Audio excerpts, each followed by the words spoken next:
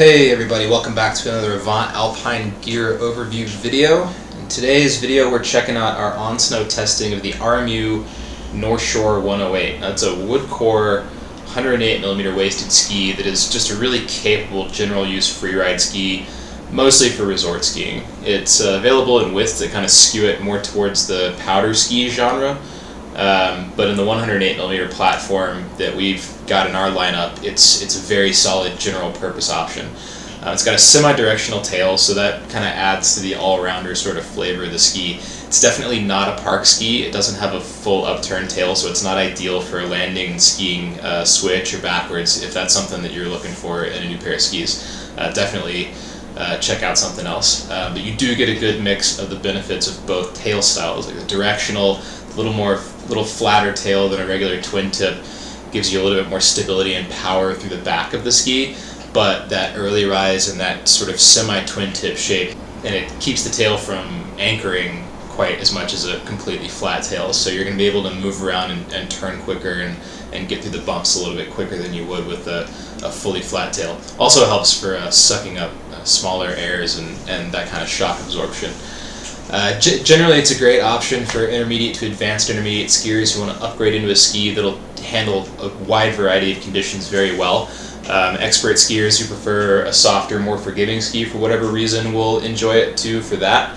As you move up the size range, it's a very, very capable powder ski, and if you kind of pick your size right, no matter who you are, it's a very accessible, forgiving ski that has an easy learning curve no matter what you're coming from. So no matter if you're coming from old K2 Apaches, demo skis you've been renting your whole life, whatever, this is a ski that you can jump into to kind of get into that next level of ski tech without having to worry about a major learning curve. It can help you take your skiing to another level without a ton of effort. It's also available with metal reinforced core if you want more power in it, so if you're skiing a lot more steeps but you're into the shape of the ski, etc., but you think it needs a little bit more beef to the backbone, then maybe the wood core would offer. That metal core is available. It also has a carbon reinforced option if you want to use the ski for a lot of climbing or alpine touring. So anyway, our test version of the ski, as I said, is a wood core 108mm waisted ski in a 185 centimeter length. I'm about 5'10", and during the season I weigh about 165 or 170 pounds. We had this ski out on one day of very, very tough icy conditions late in the season at Alta, as well as a few days of pretty typical spring slush all over western Colorado and Utah as well. And just our general impression of it is we're pretty high on this thing. On groomers, it's a very comfortable ride. The turning radius is pretty squarely in what I'd call the medium category, which I'll try to demonstrate here in this shot. It wants to make somewhat longer arcing turns, but if you need to slam on the brakes really fast and cut into a turn quickly, it'll do that. On most pitches and in smoother conditions, it's really stable, even under stress at higher speed. When you get into choppier, firm snow, you will have to take the autopilot off a bit and actively drive it to stay comfortable and safe. But overall, it's a very stable and confidence-inspiring ski in most conditions you're likely to find. When you start getting into that rougher, kind of firmer, choppy snow, you will start getting a little bit of tip chatter, especially at higher speeds, but from what we noticed, that was mostly just the rocker doing its job and dampening that kind of snow condition for you. We didn't really notice that tip chatter having any sort of effect on the feel of the ski or the way that it performed. Now, in really steep situations, it's a bit of a mixed bag for this ski, at least in the wood version. It can get a little bit squirrely if you just point it and let it run, so if you're in kind of a steep, tight situation, you're going to want to keep up with your turns. This is especially true if you're in steeps with a lot of bumps. This is not an ideal tool for taking a big air or gapping between jumps to get out of a tricky situation. The metal core version would be a much better tool for that kind of thing, so if you're going to be looking to use these skis to take a big mountain couloir with some real speed, definitely lean towards the metal core. But other than these kinds of limited situations, we didn't really feel the need for a ton of extra backbone in the wood version. It's meant to be a playful, forgiving, all-mountain freeride ski, not a top-to-bottom record breaker, and it succeeds at being exactly that. It's capable of comfortable higher speeds in most conditions, especially once you learn how to drive it, and it'll take some small to medium airs just fine with the softer flex and the slightly rounded tail transition, but it's definitely not a big mountain ski right out of the box in its wood setup.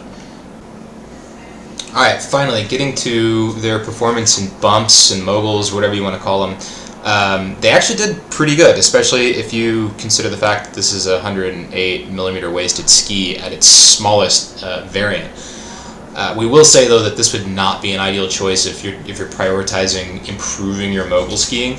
Anything over about 100mm waist, 102mm waist is not going to be super comfortable in more technical mogul situations like deeper trenched ones or especially really icy moguls.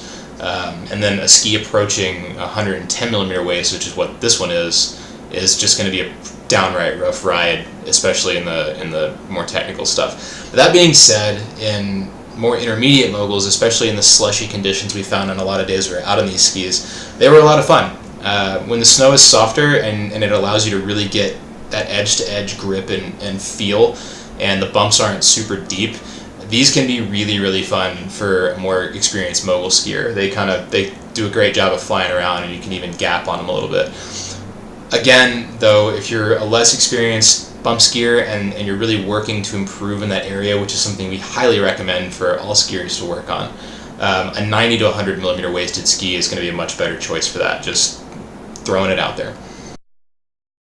Alright, so I've kind of hit all the categories that we usually want to hit with these kinds of videos, but I did want to say right at the end that we had our best results with this ski in softer snow, which is what we expected. This ski is going to be happiest in kind of that 1 inch of soft snow that you'd have on the top of a fresh groomer, all the way up to like a 6 or 8 inch storm day. And we had it out on a lot of slushy days that we kind of think would be a good analog for like a 3 to 5 inch dense wet snow, and they were just a blast. But we will say that we had these out on one very, very icy day near the end of the season at Alta in Utah, and we didn't expect much. The conditions were terrible, and it was the kind of day when no ski is going to be very effective or comfortable, but the North Shore did hold up and perform about as well as we could have hoped. It's a softer ski, so we expected it to get beat up and bucked around a little bit by the really icy conditions, but it stayed pretty stable and held a good line, even in some pretty bad spots, and we were able to ski it with confidence until we just got sick of the conditions and quit. So take it for what it's worth. If you ski a lot of icy conditions, this is a ski that will get you around as good as anything. So all that being said, once again, we think this is an excellent potential all-arounder option for a lot of different people. Intermediate to advanced intermediate skiers who want to transition into a newer style of kind of all-mountain freeride ski are going to love this thing, and a lot of people are generally going to find it to be a really great sort of do-everything ski, assuming you can get over the fact that the narrowest option is a pretty beefy 108mm waist. It does a great job of kind of balancing the performance needs of a wide variety of conditions and skiing styles. More advanced skiers who are just looking for kind of a playful, forgiving ski option to jump around on the front side and do a little bit of everything, definitely consider the Woodcore 108 as an all-rounder. The 114 and 122 in all of their core configurations are definitely great options for pretty much anybody as more serious, dedicated powder skis. And once again, if you just like the idea of the shape of this ski and the size options, but you feel like you need more capability at high speeds and in steeps, the North Shore also comes in a metal reinforced core variant, so that option is definitely there. Anyway, that about does it for our RMU North Shore 108 on snow review. We will have a more in-depth breakdown video of this ski available shortly, and when that's out, it will be on our YouTube channel. Also, if you're interested in checking out this ski and demoing it for yourself, we will be doing a demo tour all over the western United States, all throughout the 2017-2018 ski season, for anybody who wants to come up and test this ski themselves. If you want to see that tour calendar, check us out at avantalpine.com, or click one of the links below to follow us on Instagram and Facebook and see where we're going to be next. Anyway, that pretty much wraps it up. We really hope you guys liked this video and found it useful, and if so, please check back soon for plenty more just like it, except even better. Thanks for watching.